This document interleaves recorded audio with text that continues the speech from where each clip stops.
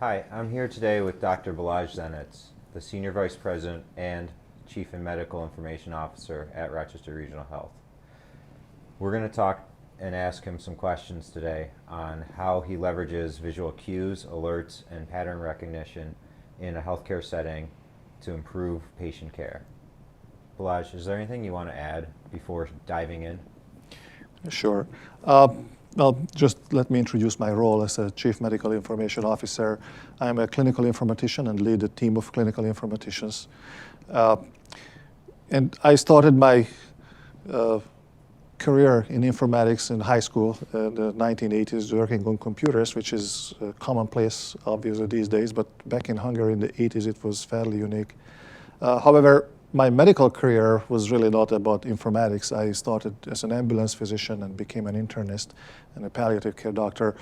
But about 15 years ago, as I became a hospitalist medical director and worked on system improvement, I realized that electronic medical record improvement is important to improve the system, and I became involved in informatics.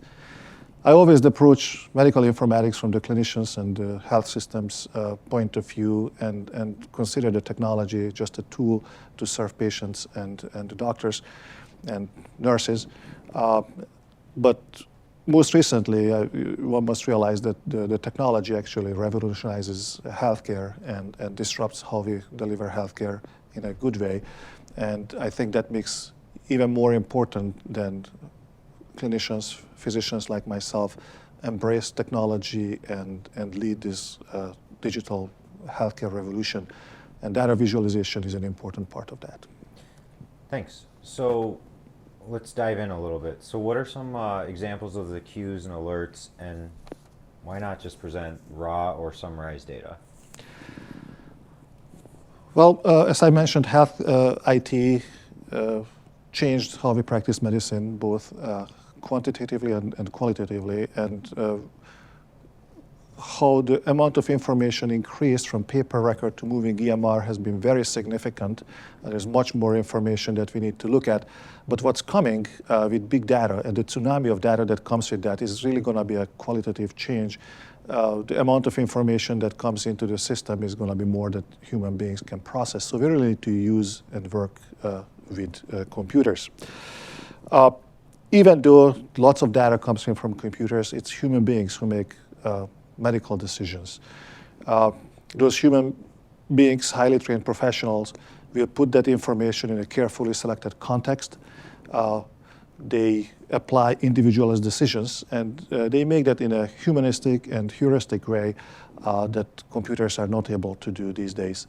But we need to serve those human beings, and we humans, clinicians, will need information. We don't need data. We need information that we can act upon, and it needs to be in a high signal-noise ratio. And the best way to deliver that information is visual information. That's how we can process lots of information. At the same time, that's how we can reduce the cognitive burden of analyzing all that information, and we can provide alerts and many other interventions that improves efficiency and reduces the risk of errors.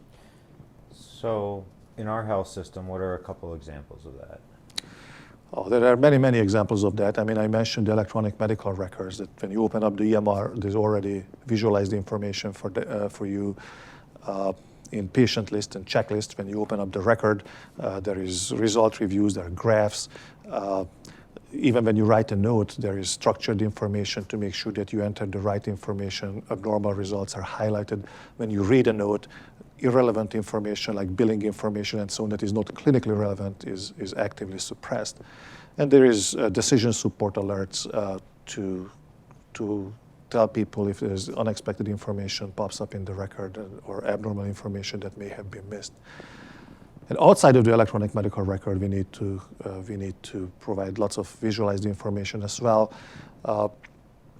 This is project management, process improvement, and people need to understand how those reports need to be visualized differently, depending whether or not we look at data for analyzing a potential problem, improving performance that we need to communicate to end users or try to maintain an already achieved success in a control chart. And again, the data needs to be visualized differently for patients and providers and managers and informaticians based on their data literacy. At the same time, it needs to be standardized to make sure that similar data is interpreted the same way.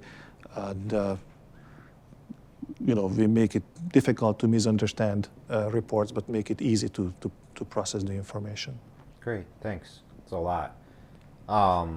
So in the previous module, I'm not sure if you were aware, Johnny Brown goes over analytics, and one of the topics he's talking about is the trend towards predictive analytics. I know our healthcare is leveraging, or our system's leveraging some predictive analytics. Would you care to talk on that, and then maybe how we visualize that? Sure.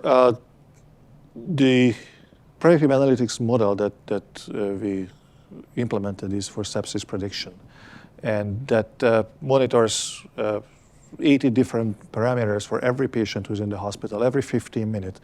And with an artificial intelligence engine, it predicts which of these patients may develop sepsis. Now, sepsis is a potentially deadly disease, but if it caught early on, you can treat and avoid the sepsis and avoid the complications. And that's a very important goal of a hospital system.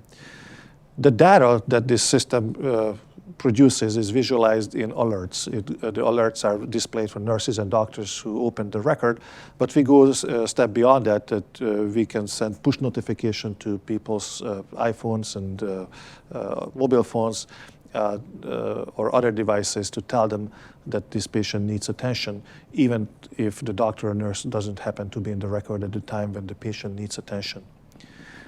And there are several other predictive analytics models that we use to prevent readmissions, patient satisfaction, etc. Dr. Zsentis, thank you. That was very insightful and a great way to look at how clinicians are leveraging all this data in visual manner to help improve patient care. Thank you. Thank you.